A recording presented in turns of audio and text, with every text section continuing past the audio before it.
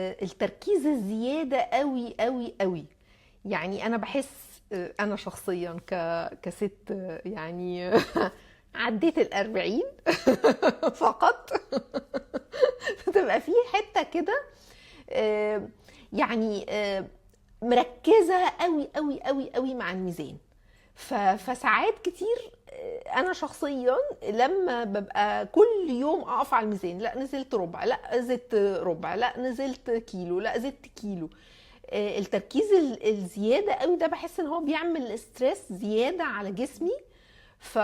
فساعات كتير يعني دي حصلت معايا انا شخصيا، ان انا لما قلت خلاص انا مش ههتم بقى، مش ههتم بالميزان، انا اللي هعمله ان انا بس هاكل اكل صحي بكميات معقولة واشبع وكل حاجة، وهوقف الحاجات اللي هي المضرة او المضرة للصحة، وخلاص على كده وهاكل عادي.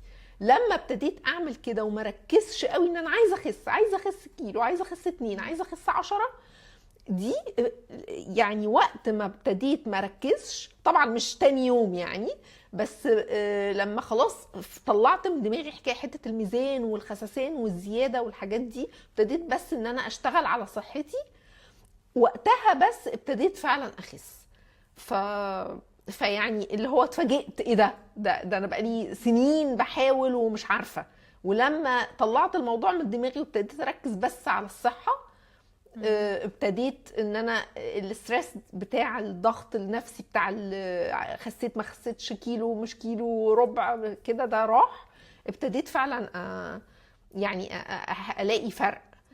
ودايما زي ما كنت دايما بتقولي ان احنا ما نهتمش بالميزان قد ما احنا نهتم بالمقاسات، شكل جسمي بقى ايه، اللبس عليا شكله ايه، فدي مهمة قوي.